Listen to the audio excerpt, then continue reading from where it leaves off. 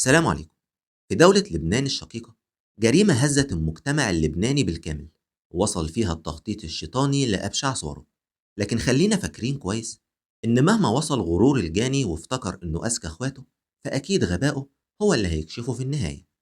أهلا بيكم في قناة نبتدي الحكاية مع علي فتحي، ويلا بينا نصلي على النبي ونبتدي الحكاية.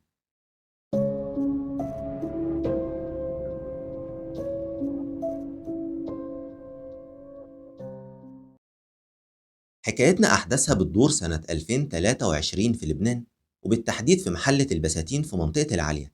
فادي رفيق العالية عنده 47 سنة، وبيشتغل في شركة أدوية، ومتزوج من لينا نصر الدين وعندها 43 سنة، وربنا رزقهم بطفلين.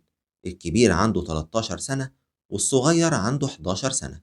فادي ولين متجوزين بقالهم 16 سنة، والحياة ما بينهم ماشية بشكل عادي وطبيعي، وحتى الخلافات اللي ما بينهم كانت خلافات عادية زي اللي موجودة في أي بيت. فادي كان بيحب عيلته جدا وعنده استعداد يعمل أي حاجة علشان يسعدهم ومحدش يبقى في نفسه حاجة. وده مش بس بالنسبة لمراته وعياله، ده كمان أهله وإخواته الاتنين. وكل أسبوع كان بيروح لأخته فاتن ويساعدها ويشوف لو محتاجة أي حاجة. لكن في المقابل، زوجته لينا كان في مشاكل بينها وبين عيلة فادي، ومعظم زياراته لعيلته كان بيبقى لوحده، وأوقات بيبقى معاه أولاده. وعلى قد ما بيقدر كان بيحاول يمشي أموره علشان الدنيا تعدي والحياة تستمر. لكن في آخر 4 سنين، الحياة ما بين فادي ولينا بقت كلها توتر وخناقات، وبالتحديد من أول ما دخل حياة فادي صديق سوري اسمه حذيفة من منطقة اسمها بيسور.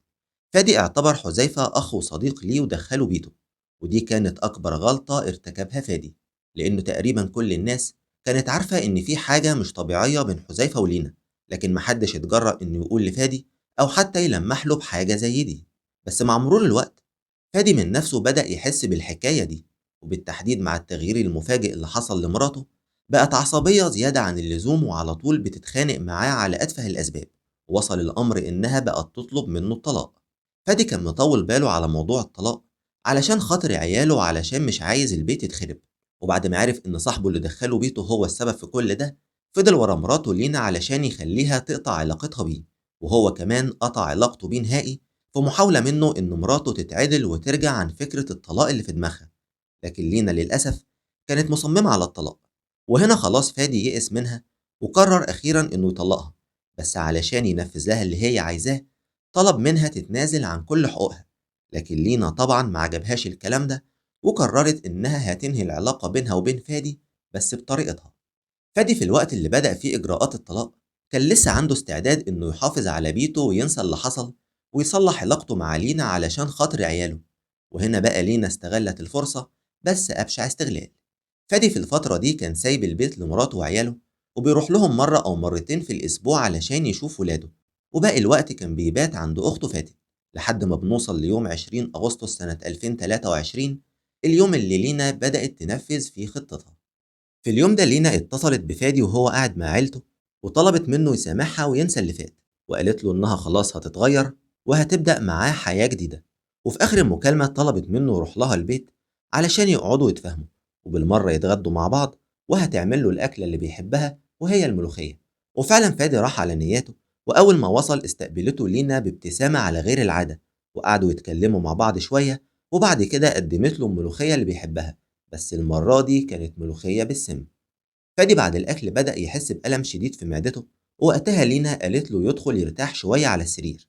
لكن بعدها الألم فضل يزيد على فادي، ولينا سايباه يتوجع ويموت بالبطيء من غير أي رحمة. وخلال دقايق فادي مات. لينا بعد ما اتأكدت من وفاة فادي، لفت جثته في ملاية السرير، واتصلت بحذيفة علشان يكملوا الجزء التاني من الخطة. لينا وحذيفة كانوا متفقين إن بعد فادي ما يموت هيتخلصوا من جثته، بس قبلها هيشوهوا ملامح الجثة علشان محدش يقدر يتعرف عليه. وفعلا وصل حذيفة ومعاه واحد صاحبه، وجابوا معاهم مادة الأسيد الحارقة، وبعدها رشوا المادة على جثة فادي علشان الجثة تدوب وملامحها تختفي. وبعد كده أخدوه في العربية لمنطقة رأس الجبل، وأول ما وصلوا نزلوا جثة فادي في منطقة مهجورة بين الأشجار، وغطوا الجثة بورق الشجر وسابوها ومشيوا. بعد ما عدى يوم والتاني والتالت، بدأت فاتن أخت فادي تحس إن في حاجة غلط، واكتشفت غياب فادي، وده لأنها متعودة إنه بيبات عندها معظم أيام الأسبوع. وكمان المفروض إن بعد يوم أو اتنين من غيابه، فادي كان هيحضر مناسبة عائلية، وكان مأكد على عيلته إنه هيحضر المناسبة. فبعد اختفاء فادي الكام يوم دول وكمان تليفونه اتقفل، بدأت عيلته يسألوا عليه زوجته لينا. والمفاجأة بالنسبة لهم إن لينا قالت إن فادي ما راحلهاش وما تعرفش عنه حاجة، وحتى أصحابه ومعارفه كلهم ما عندهمش أي أخبار عنه. وهنا بدأ القلق يزيد جواهم، لكن لحد آخر لحظة ما كانش عندهم شك في لينا. بس إحساسهم ده اتغير تماما بعد كده لما لينا رجعت وقالت لهم معلومة غريبة وغبية في نفس الوقت، وهي إن فادي عدى عليه واحد بعربية أول مرة تشوفه، وبعدها فادي راح معاه وقال لها إنه مسافر سوريا علشان جايله صفقة شغل مهمة، وإنه بعد ما وصل تواصل معاها على الواتساب وطمنها عليه. الكلام ده جه في بال لينا لأن فادي كان معروف عنه انتمائه لحزب سياسي اسمه الحزب السوري الاجتماعي، فمحدش هيشك في سفره لسوريا. لكن طبعا الحكاية دي ما دخلتش دماغ عيلة فادي، وبدأ الشك يزيد تجاه لينا، لأنها في البداية أصلا قالت إنها ما تعرفش عنه حاجة، وكمان فادي مش ممكن يسافر بالطريقة دي، وحتى الحزب السوري هو بينتمي ليه من حيث الأفكار وبس. واللي زود الطينة بلة إن لينا بمنتهى الغباء خدت تليفون فادي بعد ما مات، وبدأت تبعت منه رسايل لنفسها ولأصحابه ولإخواته. وهنا إخوات فادي استغربوا الحكاية دي، لأن فادي متعود إنه بيبعت لهم الرسايل فويس مش كتابة. ومع كم التناقض في تصرفات لينا واستمرار غياب فادي، والد فادي راح لقسم الشرطة يوم 26 أغسطس وبلغ عن اختفاء ابنه، وبلغ كمان إن مراته عارفة حاجة عن اختفائه، وحكى لهم إنه مش مقتنع بقصة سفره اللي قالتها، وخصوصا إنها كانت بتنكر في البداية إنها تعرف عنه حاجة. وحكى لهم كمان عن الرسائل اللي بتتبعت من تليفونه بطريقة غريبة.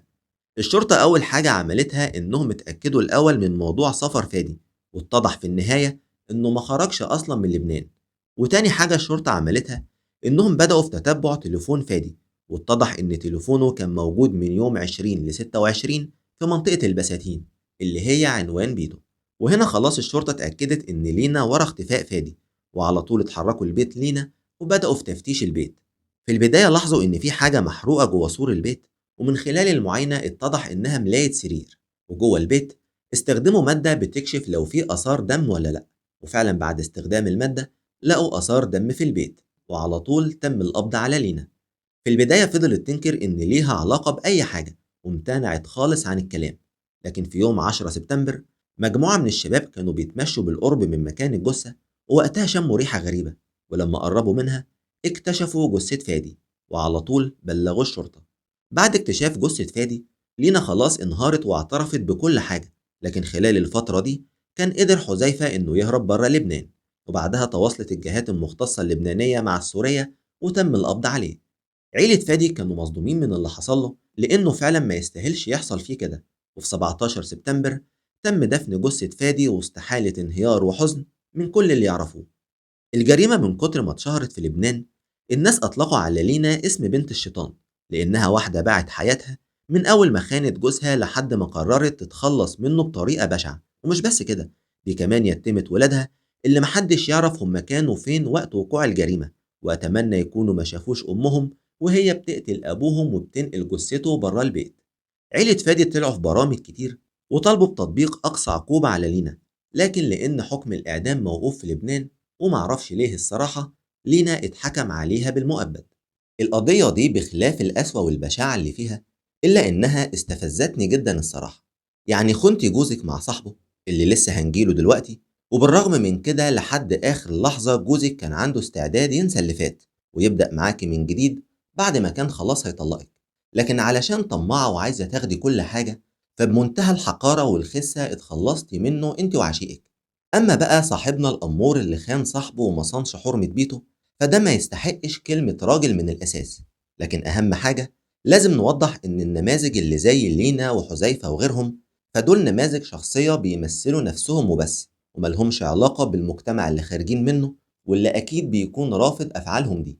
وأشوفكم على خير في حكاية جديدة، في حفظ الله ورعايته.